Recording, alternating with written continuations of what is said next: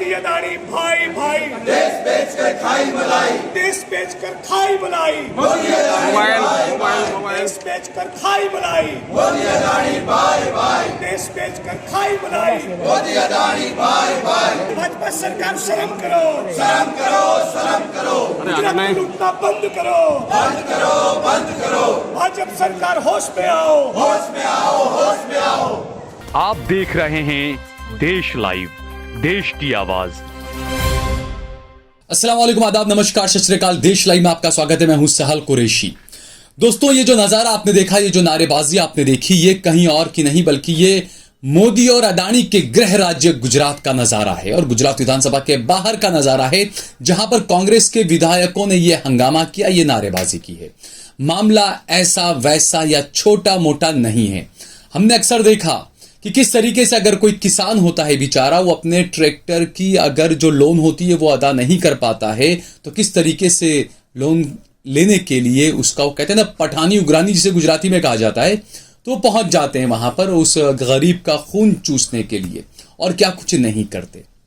लेकिन दूसरी तरफ जो मोटा भाई के खास दोस्त लोग हैं, मित्र लोग हैं, उनके लिए अलग कानून चलता है। उन्हें एक्स्ट्रा ज्यादा पैसा पहले से दे दिया जाता है। यह आरोप पहले तो कांग्रेस से नहीं बल्कि गुजरात की जो बिजली कंपनी है, गुजरात ऊर्जा विकास निगम लिमिटेड, उसने आरोप लगाया है कि अदानी पावर को जो है वो तकरीबन 3900 करोड़ रुपया ज्यादा दे दिया है।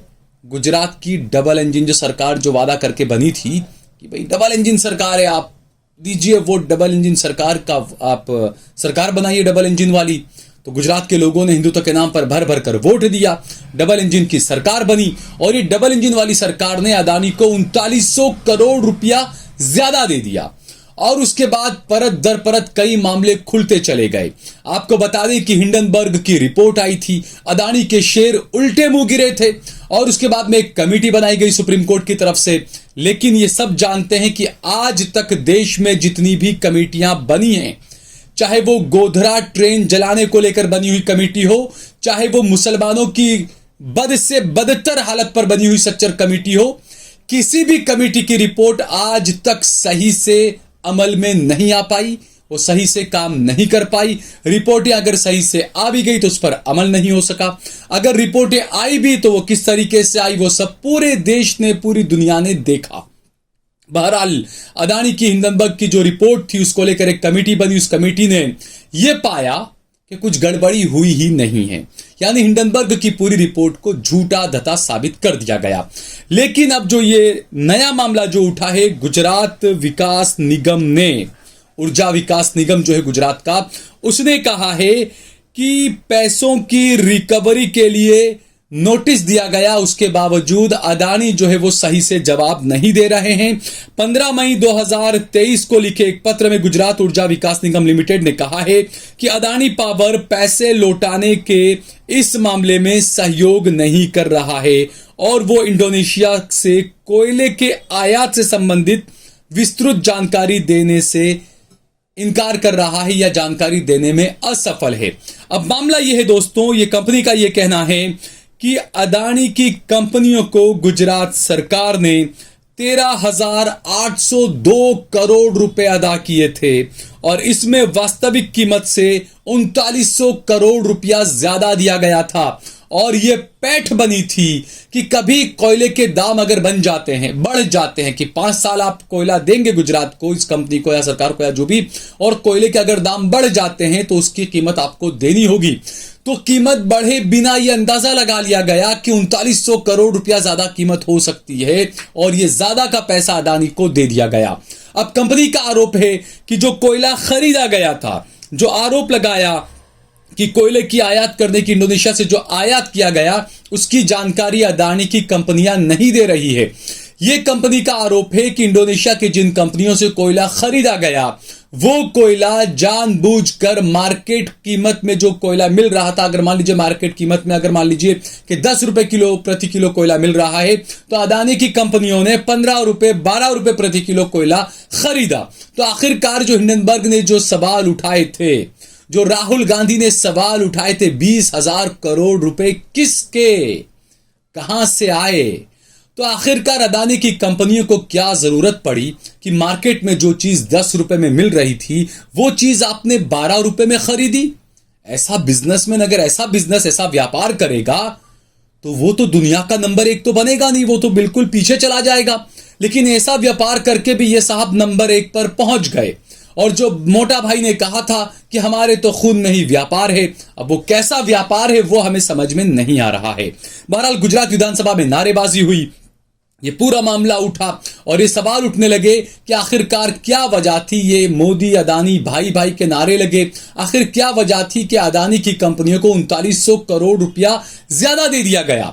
जबकि आप देखिए गुजरात सरकार का बजट उठाकर देखिए पिछले सालों का, लगातार कई चीजों के अंदर कटौती की गई, कमी की गई।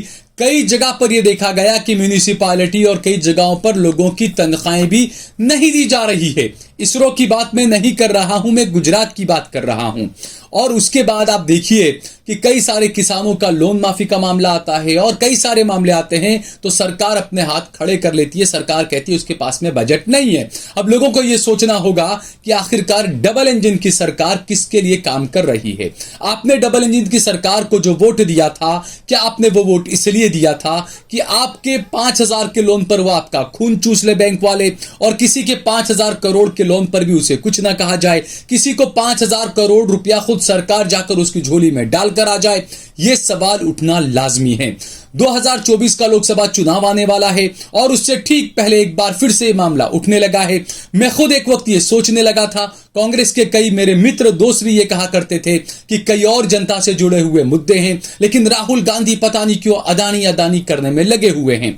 तो अब जब परतें खुलने लगी है तब यह अंदाजा होने लगा है कि आखिरकार नरेंद्र मोदी के पीछे और अदानी के पीछे राहुल गांधी क्यों पड़े थे। ये जो मोटा जो पेपर तैयार हुआ है अदानी मोदी घोटाले का, जो कहा जा रहा है, जो आरोप लग रहे हैं, आखिरकार इसकी सच्चाई क्या है? क्या ये सच्चाई कभी बाहर भी आ पाएगी या नहीं? क्योंकि मैंने जैसे बताया सुप्रीम कोर्ट की कमेटी ने कहा है कि जो एक कमेटी बनाई गई, जो हिंडनबर्ग की रिपोर्ट में जो आरोप लगाए गए थे गड़बड़ियों के, उसमें कोई गड़बड़ी पाई नहीं गई है, यह कहना है सुप्रीम कोर्ट की एक कमेटी का। तो ऐसे में सवाल उठना लाजमी है कि ये जो 3900 करोड़ रुपए की बात आ रही है, ये जो गुजरात ऊर्जा निगम बोर्ड, जो विकास निगम बोर्ड जो आरोप लगा रहा है कि अदानी 3900 करोड़ रुपए की रिकवरी के लिए कुछ जवाब नहीं दे रहा है, मलेशिया से कोयला कितने में खरीदा वो भी बता नहीं रहा है, और जो कंपनी जो आरोप लगा रही है, क्या कंपनी उन आरोपों पर मजबूती से खड़ी रहेगी, अदानी को कोर्ट में घसीट कर जाएगी, या फिर जज लोया की तरह डर जाएगी ये कंपनी भी? क्या इस कंपनी का भी कुछ बुरा हाल होगा, या क्या इस कंपनी के मालिकान से कुछ कहलवा दिया जाएगा कि नहीं नहीं आप कह दीजिए कि ऐसा कुछ है नहीं? या मैं हमेशा ये बात कहता हूं कि जब भी आप 2014 के बाद की सरकारों में अक्सर ये देखा गया कि जब भी आप किसी चीज का विरोध करते हैं, सो सत्ता पक्ष वाले, खासकर बीजेपी वाले, उसका जवाब आपको नहीं देंगे, बल्कि वो आपके मुकाबले पैरेलल आपका एक दुश्मन खड़ा कर देंगे, आपके खिलाफ किसी को खड़ा कर देगा जो आपको जवाब देगा, जो आपसे बातें करेगा। सरकार आराम से बैठकर तमाशबीन बनी रहेगी, यानी कि सरकार का नाम खराब नहीं होगा। यानी दो बिल्लियां लड़ती रहे, ऊपर ये साहब बैठे बैठे देखते रहें और जनता को कुछ समझ भी ना आए। तो ये जो तमाम चीजें चल रही है ये गुजरात में चल रही है।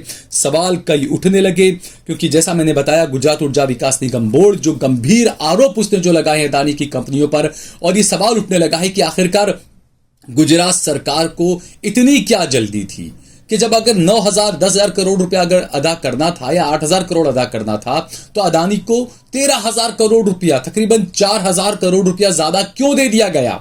जबकि आपने पहले से अनुमान कैसे लगा लिया कि इतना बढ़ जाएगा या इतना कम हो जाएगा? हम तो अनुमान लगाकर बैठे थे कि गैस का सिलेंडर 1200 1500 2000 पर पहुंच जाएगा, लेकिन साहब ने पता नहीं कैसे कम कर दिया। 700 रुपया पहले आपका मार लिया और फिर 200 रुपया आपको वापस दे दिया साहब ने कि लीजिए भाई रखिए अपने पास में। तो क्या अदानी के साथ में और ये जो गुजरात ऊर्जा विकास निगम है, क्या इनके साथ में भी ऐसा ही कुछ किया जाएगा? ये बड़ा सवाल है दोस्तों, और ये उठना चाहिए, ये उठना लाजमी है। और जो लोग राहुल गांधी को पप्पू कहते थे वो भी अब सोचने के लिए मजबूर होंगे कि हमेशा से, चाहे जीएसटी का मामला हो, चाहे नोटबंदी का मामला हो, चाहे कोरोना का मामला हो, चाहे अदानी का मामला हो, हमेशा राहुल गांधी ने सबसे पहले आवाज को उठाया, विपक्ष को और जनता को आगाह करने की कोशिश की, उन्हें पप्पू साबित करने की कोशिश की गई बीजेपी के पास से। लेकिन बाद में बीजेपी को खुद को भी और जनता को भी ये चीज ये चीज का ख्याल होने लगा, तसव्वुर नहीं था, लेकिन उनको फिर एहसास होने लगा कि जी हाँ ऐसा भी कुछ है। तो वही इस देश के अंदर हो रहा है। बाकी आप तो क्या है, राम मंदिर बनके तैयार हो जाएगा, घंटा बजाते रहिए, हिंदुत्ववादी करते रहिए, और बाकी कुछ लोग बयान देते रहेंगे नफरत वाले, आप उनके बयानों पर बहस करते रहिए, आप उनके बयानों पर व्हाट्सएप यूनिवर्सिटी के ज्ञान को लेकर फेसबुक, ट्विटर, इंस्टाग्राम पर खेलते रहिए। बाकी बड़ा खेल जो है वो होता रहेगा डबल इंजन सरकारों के अंदर, और आपको भनक तक नहीं लगेगी। फिलहाल मुझे दीजिए इजाजत। अगर आपको ये वीडियो पसंद आया हो तो इस पर कमेंट करिए, इसे लाइक करिए, इसे ज्यादा से ज्यादा शेयर करिए। अगर आपने हमारा चैनल देश लाइव सब्सक्राइब न किया हो तो हमारे चैनल को जरूर सब्सक्राइब करिए। हमने हमारा नंबर दे रखा है। मैं बार बार कहता हूं कि आप चाहे हिंदू, मुस्लिम, सिख, ईसाई किसी भी मजहब के हैं, आपके साथ में कहीं पर भी कोई नाइंसाफी हो रही है तो आप हमारे दिए गए नंबर पर संपर्क करें। मैं सहल कुरैशी और हमारी देश लाइव की पूरी टीम आपके साथ में आपके आवाज को उठाने में मदद करेगी। इसके अलावा हमने हमारा नंबर दे रखा है, हमारे नंबर के जरिए हमारा ज्यादा से ज्यादा सहयोग करें। सोशल मीडिया के तमाम प्लेटफॉर्म्स पर, फेसबुक पर, ट्विटर पर, इंस्टाग्राम पर आप देश लाइव के पेज को फॉलो करें। इसके अलावा सहल कुरैशी और सहल कुरैशी ऑफिशियल पेज को भी जरूर फॉलो कीजिए।